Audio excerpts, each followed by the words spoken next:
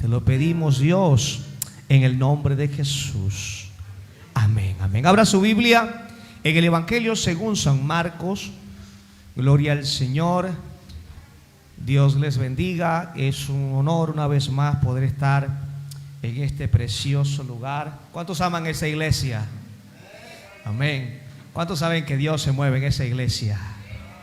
Aleluya. Esta iglesia tiene algo especial para mí. Yo no sé para usted, pero para mí tiene algo muy especial. Y cada vez que vengo a ese lugar me lleno de gozo, de regocijo, y a veces un poco de nostalgia, ¿no? Tantos recuerdos vividos, compartidos, momentos muy gratos que Dios nos permitió experimentar acá. Y bueno, pero damos gracias a Dios por todo lo que ha hecho en nuestras vidas, hermanos. Y de verdad que me siento orgulloso de ser parte de la familia de la iglesia Pan de Vida. ¿Cuántos dan gracias a Dios por ser parte de esta iglesia? Amén. Vamos a ir a la palabra de Dios, al Evangelio según San Marcos capítulo 8. Vamos a estar leyendo desde el verso 22 al verso 26. Ahí también lo tienen en pantalla. San Marcos capítulo 8, verso 22 al verso 26. Cuando lo tiene dice amén. Dice la palabra de Dios en el nombre de Jesús. Vino luego a Betsaida. Trajeron un ciego y le rogaron que le tocase. Entonces, tomando la mano del ciego, ¿qué hizo? Le sacó fuera de la aldea y escupiendo en sus ojos, le puso las manos encima y le preguntó si veía algo.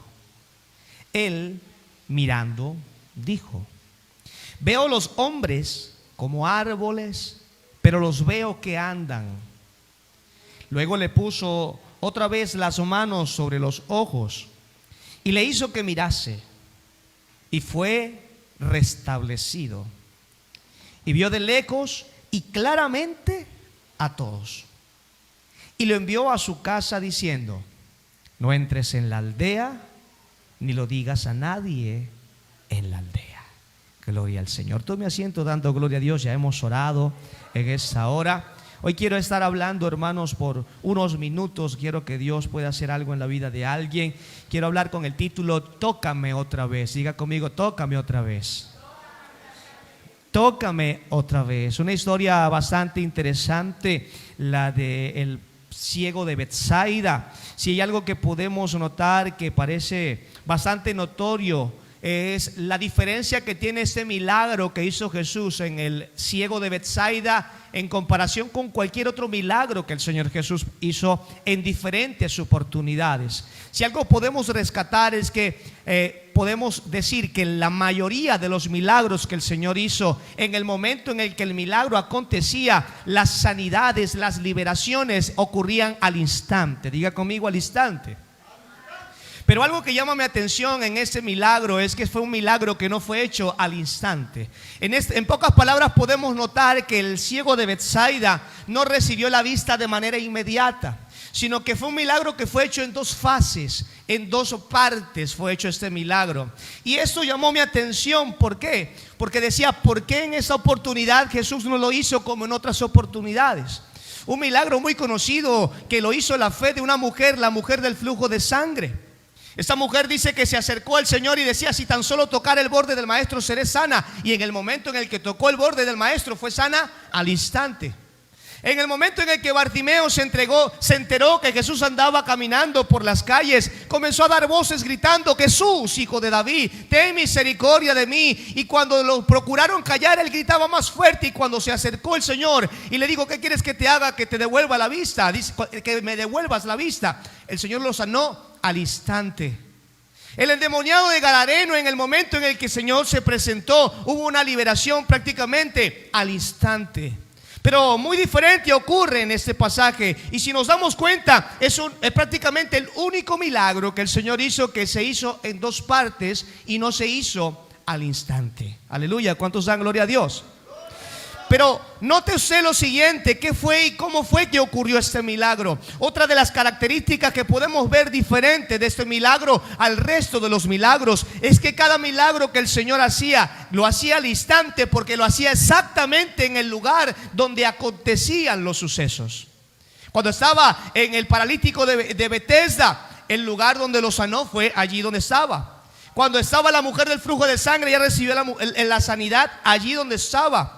El endemoniado de Garadeno fue libre justamente allí en Gadara donde estaba. En el caso de Bartimeo fue sanado en el lugar donde estaba. Pero nos damos cuenta que en el caso del ciego de Betsaida no ocurrió así.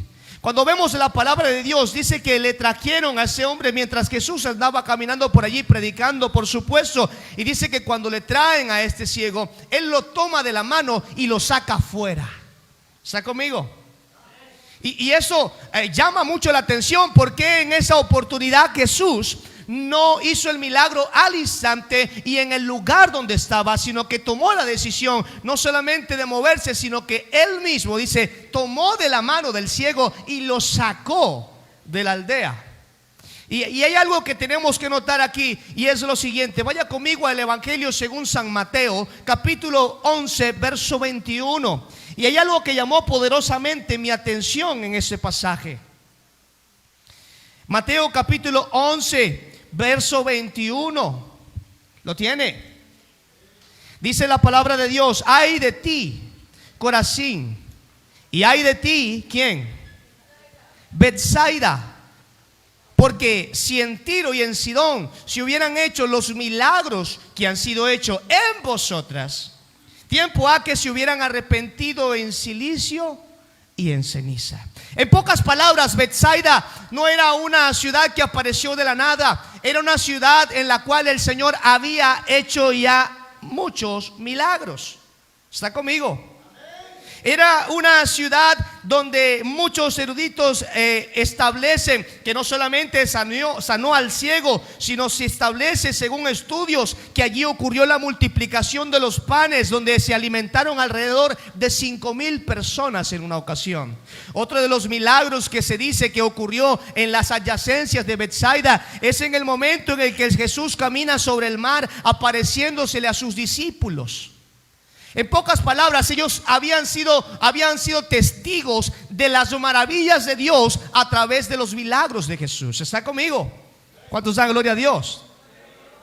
Entonces aquí podemos notar lo siguiente: Jesús hace una reprensión a esta ciudad y él dice: ay de ti, Corazín, y ay de ti, Betsaida. Porque si en Tiro y en Sidón se hubieran hecho los milagros que han sido hechos en vosotras, tiempo ha que se hubieran arrepentido en silicio y en ceniza. En pocas palabras, lo que estaba declarando Jesús es que este hombre necesitaba salir de un lugar que había presenciado grandes milagros, que había presenciado grandes maravillas, pero que aún así habían tomado la decisión de endurecer su corazón y seguían siendo incrédulos. ¿Me está entendiendo lo que le estoy diciendo?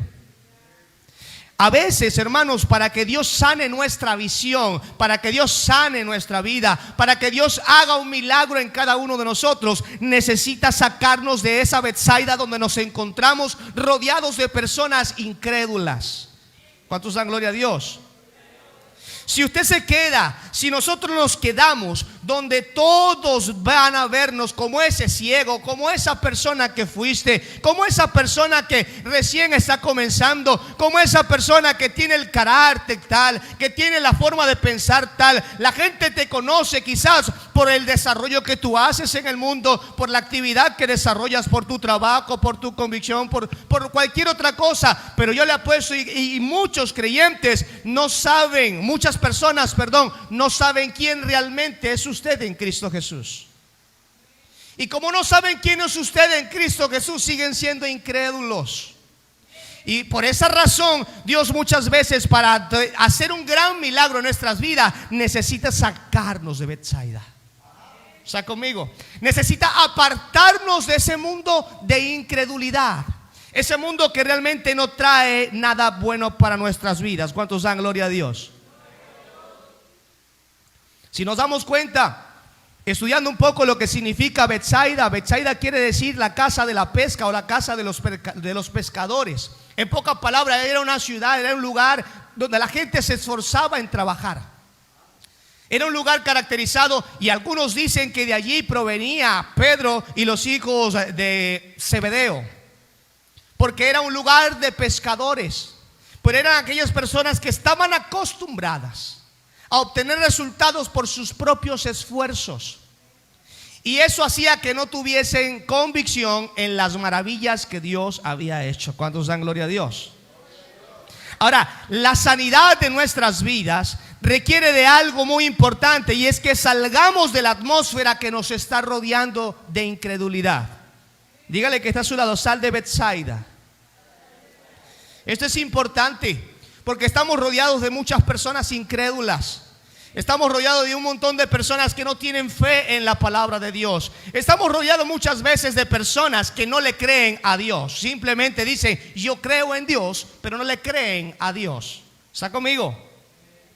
Y quiero puntualizar tres cosas que ocurrieron en ese milagro. Muy aparte de que lo sacó de Betsaida, ese milagro nos damos cuenta que ocurrió en dos etapas. La primera etapa es donde el ciego declaraba con sus labios que veía a los hombres como árboles. Cuando Jesús lo toca por primera vez, el hombre recupera la vista ciertamente, pero no puede tener una perspectiva clara de lo que estaba viendo. Y para que usted me entienda esto, yo quiero, por favor, vamos a colocar un pequeño video donde quiero que usted vea la diferencia entre lo que es vista y lo que es perspectiva. Esto es algo interesante que muchas personas no conocen y que muy pocas personas entienden la diferencia que hay entre una vista y una perspectiva. Esto es lo que se conoce como anamorfosis. Vamos a retrocederlo un poco primero. Póngalo al inicio. Dese cuenta, póngale pausa. Póngale pausa, por favor, retrocédalo al principio.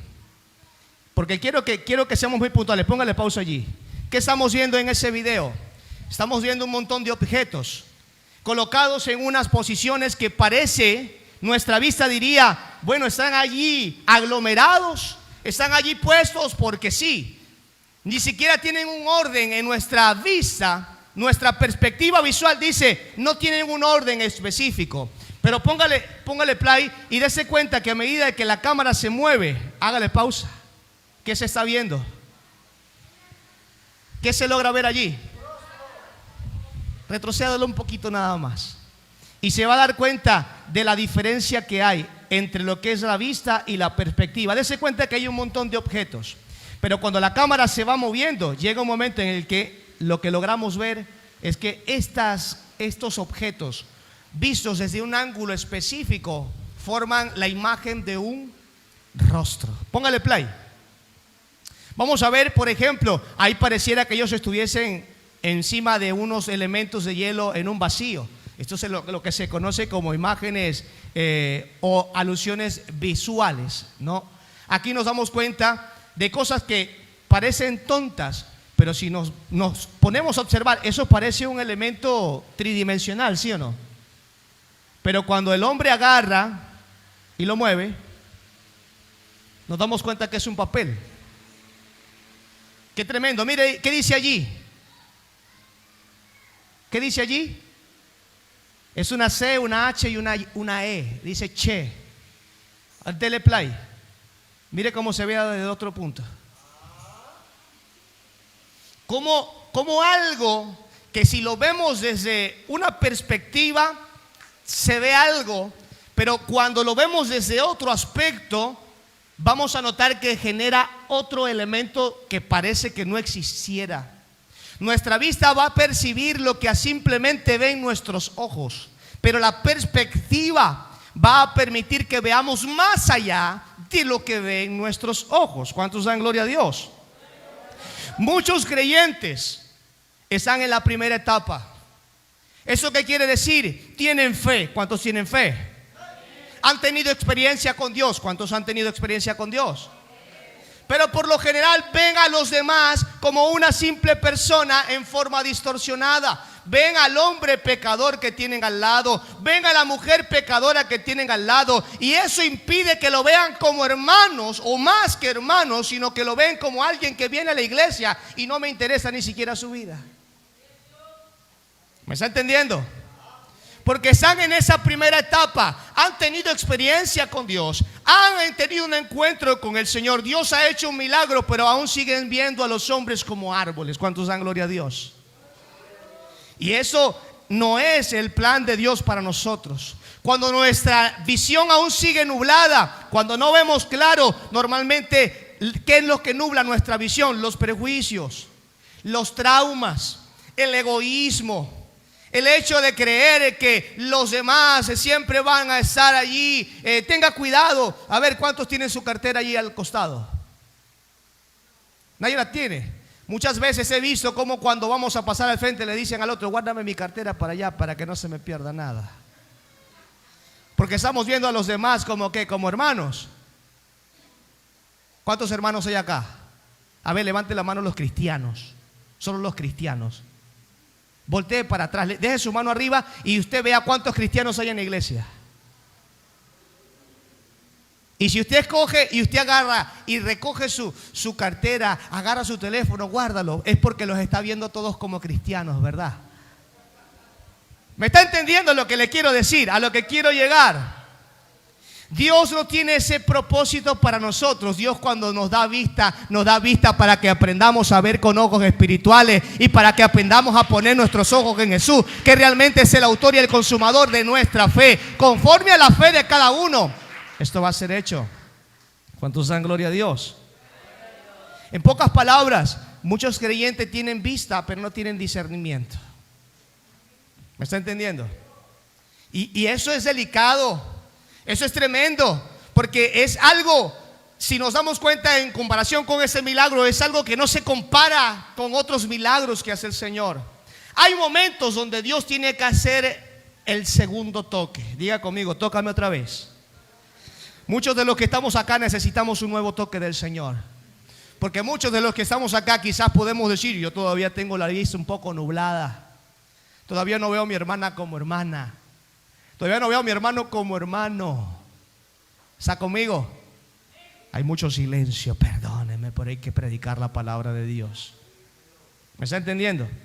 Ahora, el segundo punto que nosotros podemos notar en ese milagro, que es el segundo toque, es lo que se conoce como el toque de la claridad. Diga conmigo: el toque de la claridad. El primero devolvió la vista, pero todavía la vista estaba nublada. El segundo toque trajo claridad a la vista de ese ciego. Hermano, Jesús no se conformó con una sanidad parcial. Dios quiere hacer perfecta su obra en cada uno de nosotros. El que ha comenzado la buena obra en nosotros, Él la va a perfeccionar. Él quiere que nosotros abramos realmente nuestros ojos y seamos capaces de ver mucho más allá de lo que nuestros ojos carnales pueden ver. Aleluya. ¿Cuántos dan gloria a Dios? Él les puso las manos otra vez. Al resto le hablaba, al resto lo tocaba una sola vez, pero a este hombre le puso las manos otra vez. Diga conmigo: otra vez. Por decirlo así, en el código del reino celestial, eso representa la renovación de la mente. Cuando nuestra mente es lúcida, puede ver correctamente. Cuando nuestra mente está nublada, entenebrecida, no va a ver las cosas correctamente. ¿Me está entendiendo? El segundo toque, hermanos, no fue para los ojos físicos. El segundo toque fue para los ojos espirituales, para la interpretación de lo que el cerebro puede percibir. Algo como lo que acabamos de ver en ese video que acabamos de presentar. Si usted se para desde una perspectiva, usted va a ver que algo parece no tener sentido quizás, o que simplemente hay algo que ya está establecido. Pero cuando nos aprendemos a mover en el mundo espiritual, cuando nos aprendemos a mover en el mundo celestial, vamos a empezar a poder descubrir cosas que están mucho más allá de nuestro entendimiento. Por eso la palabra de Dios declara: cosa que ojo no vio, ni oído yo, ni han subido al corazón del hombre, son las que Dios tiene preparadas para cada uno de nosotros. Dele gloria al nombre poderoso de Jesús. Si hay algo claro, es que Dios quiere que usted y yo veamos claramente. Amén.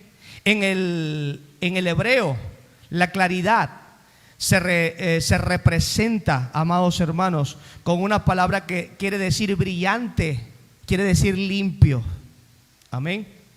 Ahora, si nosotros vemos la diferencia entonces entre la vista espiritual y la perspectiva, la vista espiritual es esta capacidad que tienen nuestros ojos de recibir o percibir ciertas cosas, objetos que a simple vista se pueden ver. Es esa capacidad de ver lo físico simplemente.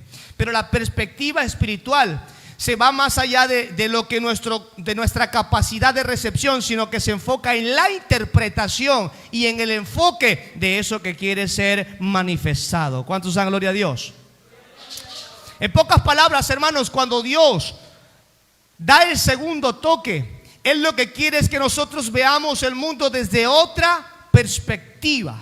Que empecemos a ver no con nuestros ojos carnales, sino con nuestros ojos espirituales. ¿Cómo sabemos que alguien está viendo con los ojos carnales y alguien está viendo con los ojos espirituales? El que ve con los ojos carnales en todo lugar ve un problema. ¿Me está entendiendo? Oye, qué problema que la gente no viene a la iglesia. Pero el que ve con los ojos espirituales ve una oportunidad para que se manifieste la gloria de Dios y aprende a decir: no importa, porque donde están 2 o 3 congregados en su nombre, allí está Dios presente. No necesitamos cantidad, necesitamos que estén personas dispuestas a sentir, a buscar y alabar la presencia de Dios. El que ve con ojos carnales, cuando sale de acá y está oscuro, va a estar caminando rapidito. Ten cuidado porque te pueden arrancar la cartera. Pero el que ve con ojos espirituales va a empezar a decir: aunque ande por valle de sombra de muerte, no temeré mal alguno, porque tu vara y tu cayado irán delante de mí y me infundirán aliento. No sé si me está entendiendo. El que ve con ojos carnales, cuando viene el problema, la lucha, la prueba, va a decir: pastor, no puedo venir a la iglesia porque tengo que trabajar, tengo un montón de deudas que pagar. Ese es el carnal. Pero el que es espiritual sabe que no ha visto justo desamparado ni su descendencia que mendiga pan, que somos hijos del dueño del oro y de la plata, y de que toda nuestra provisión viene del único Dios todopoderoso, el creador de los cielos y de la tierra, el que para el cual nada es imposible. Y aunque usted tenga un montón de deudas, no se preocupe. Ocúpese en servirle a Dios. No que estoy diciendo que deje de trabajar, ojo, no me malinterprete. Pero el carnal se preocupa por las cosas carnales, pero el espiritual aprende a ver más allá de lo que sus ojos físicos pueden ver. Yo vengo a decirle a alguien en esta hora: aprende a abrir tus ojos espirituales, y para eso busca tu segundo toque. Busca tu segundo toque. Dios quiere que su visión se fortalezca. Aleluya. Y esto se va a fortalecer ¿cómo? En obediencia. Diga conmigo: en obediencia. Antes de que usted se exponga al mundo, aprenda a obedecer a la palabra de Dios. Aprenda a creerle a Dios, hermano. El que le cree a Dios cree en lo que declara su palabra. ¿Me está entendiendo? Tenemos que aprender a vivir confiados en el Señor. No podemos seguir viviendo de la misma manera, hermanos. ¿Cuántos quieren ver la gloria de Dios? Muchos no ven la gloria de Dios porque están todavía sesgados. ¿Sabe? La semana pasada habíamos terminado el culto. La semana pasada fueron las elecciones. Hubo poca asistencia en la iglesia, pero tuvimos un tiempo muy hermoso. Estuvimos cantando, alabando, adorando, y estábamos allí en plena alabanza, ya cerrando el culto. Y ya cuando estamos en la oración final, de repente sube una dama a la iglesia. Y ya estábamos con los ojos cerrados. Estoy ahí: Padre, gracias en el nombre de Jesús, amén. Y me dicen los hermanos: hay una dama, hay una visitante. Y yo, bueno, y ahora terminó el culto, cerramos todo, y le digo a la dama: a ver, acérquese, ¿cómo está, hermanita? Cuénteme cómo ha llegado a la iglesia. Lo que pasa, pastor, es que venía caminando, iba a votar, y vengo con una carga, estoy siendo atormentada. Yo venía diciéndole a Dios: necesito hablar con alguien, necesito conversar, pero hoy todas las iglesias están cerradas. Pero cuando iba caminando, iba como una cuadra de aquí y estaba escuchando, y empecé a escuchar, y mis oídos empezaron a escuchar una pandereta y unas alabanzas.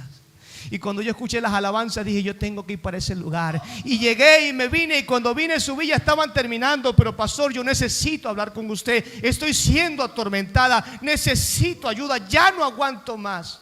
Comenzamos a ministrar la vida de esta dama. Esta dama comenzó a confesar un montón de cosas, comenzó a llorar, sentimos la presencia de Dios, hubo liberación en ese momento y se fue libre en el nombre de Jesucristo, para la gloria de Dios. Llega a su casa y vuelve la carga, vuelve la lucha, y empieza a llamarme, y durante toda la semana empezó a llamarme. Me dice, pastor, escucho voces.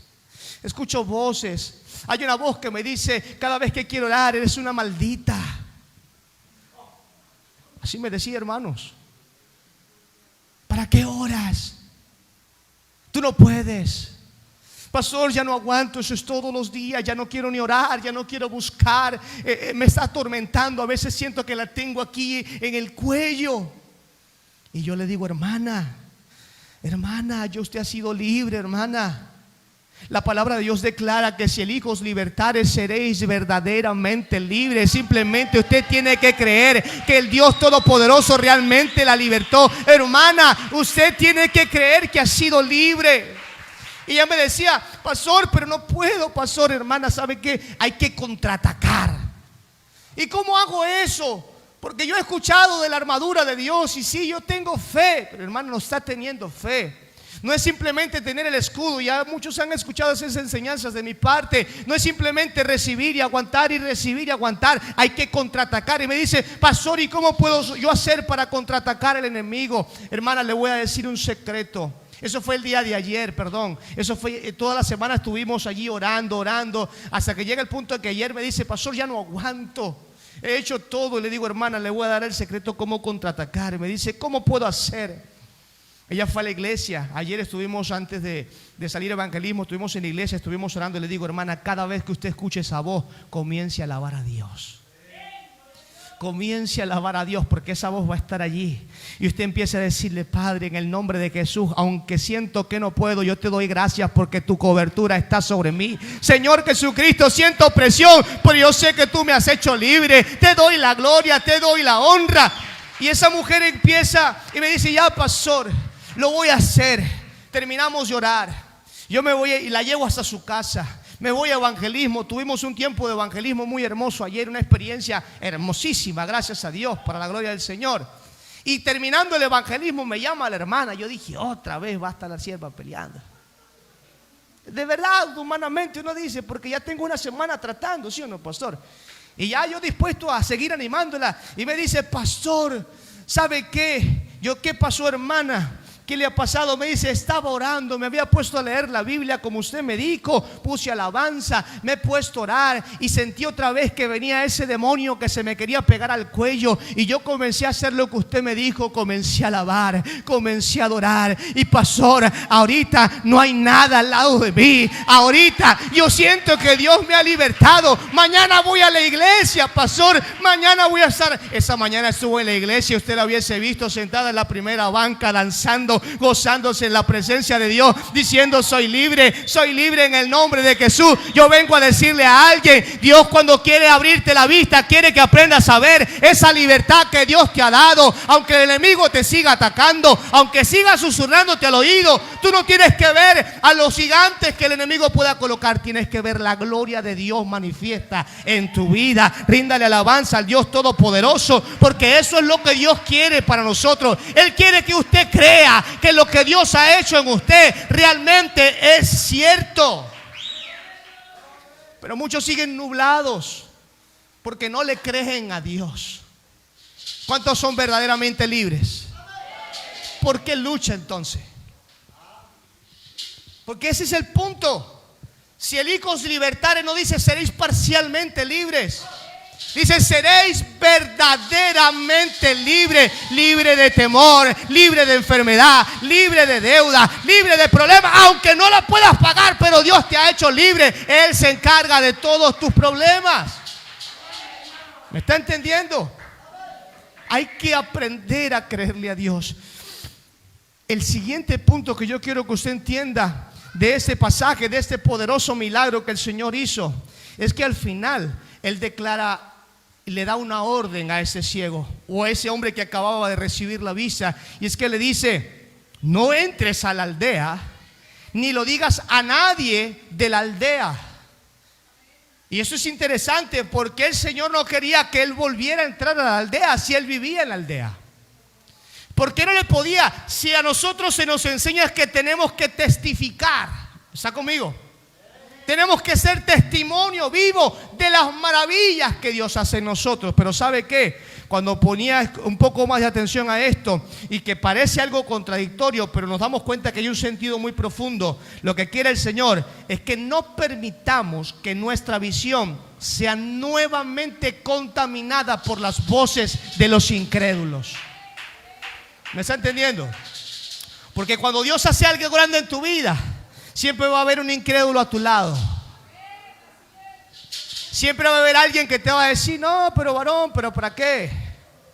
Oye, varón, pero tú tanto que hablas de fe y mira, yo te veo igualito y hasta peor. Pero no están viendo lo que Dios está trabajando espiritualmente en tu vida. ¿Me está entendiendo?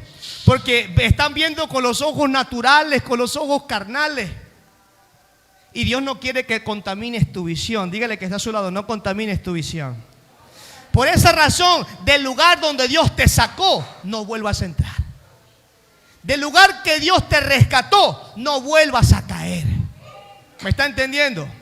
Del lugar que Dios te rescató, no permitas que vuelva a contaminar tu mente y tu visión, que vuelva a nublar tu juicio, porque el Dios Todopoderoso hizo una obra maravillosa en tu vida. Aleluya. Dios hizo algo grande en nosotros, y es que nos dio vida, y vida en abundancia. ¿Cuántos tienen vida en abundancia? No podemos permitir, hermanos. Si usted vuelve rápidamente a contarle a los incrédulos, ¿qué van a decir? No, pues, pero eso es puro mentira. ¿Qué locura es esa? ¿No será que te lavaron la cabeza? ¿No te hipnotizaron? ¿Me está entendiendo? Porque lo que para el mundo es locura, para el que cree. ¿Me está entendiendo? Las cosas de Dios para el mundo son locura. El mundo necesita ver, pero el cristiano necesita creer para poder ver. ¿Cuántos creen que Dios puede hacer algo mucho más grande en su vida de lo que ha hecho hasta ahora? ¿Me está entendiendo? Dios quiere hacer cosas maravillosas en cada uno de nosotros, pero para eso tenemos que salir de Betsaida. Y esa Betsaida tiene que usted identificarla, qué es lo que está nublando su fe. No se conforme simplemente con ver algo. Si usted considera que todavía tiene un futuro borroso, si usted todavía está viendo a los demás con amargura, si usted todavía está viendo a los demás como simplemente una persona común y cualquiera en la cual jamás voy a tener la posibilidad de relacionarme, entonces usted necesita un segundo toque del Maestro. ¿Me está entendiendo? Porque somos discípulos del Señor. Y como discípulos del Señor tenemos que ser testimonio y demostrar que realmente Cristo habita en nosotros. Amén. ¿Cuántos dan gloria a Dios? La diferencia entre los árboles y los hombres es que cuando usted ve árboles simplemente, usted va a ver a las personas simplemente como recursos. ¡Ay, qué bonito árbol! ¿Por qué no lo cortamos para hacernos una casita? ¡Ay, qué bonito árbol! Y lo ve simplemente como un recurso. Pero cuando usted empieza a ver con los ojos espirituales, usted va a ver que no es simplemente un árbol, sino que hay todo un ecosistema allí que sirve para alimentar y sustentar el planeta con oxígeno, para que animales puedan también sustentarse de allí. Cuando usted empieza a ver con los ojos espirituales, va a empezar a ver a su hermano y a su hermana como un alma que también, al igual que usted y que yo, necesita de la presencia de Dios, que viene a este lugar porque necesita el perdón del Señor, que viene a este lugar porque viene a fortalecerse en el Señor, que viene a este lugar porque viene a enlistarse en el ejército del Dios celestial para poder ir y arrebatar las almas del enemigo, que viene a este lugar porque sabe que hay una promesa poderosa de parte de Dios, que vamos a ser llenos de poder en el momento en el que el Espíritu Santo venga sobre nosotros, y que no vamos a ser cobardes. ¿Cuántos cobardes hay acá? Ninguno. ¿Cuántos valientes hay acá? A ver, un valiente que se ponga sobre sus pies en esta noche. Ya, voy a repetirlo, tome asiento. A ver, yo creo que no me lo entendieron. Eso está como cuando dice un valiente que da el paso al frente y todos dan el paso para atrás. Y el que se quedó al frente fue. ¿Cuántos valientes se pueden poner de pie en esta noche? Amén.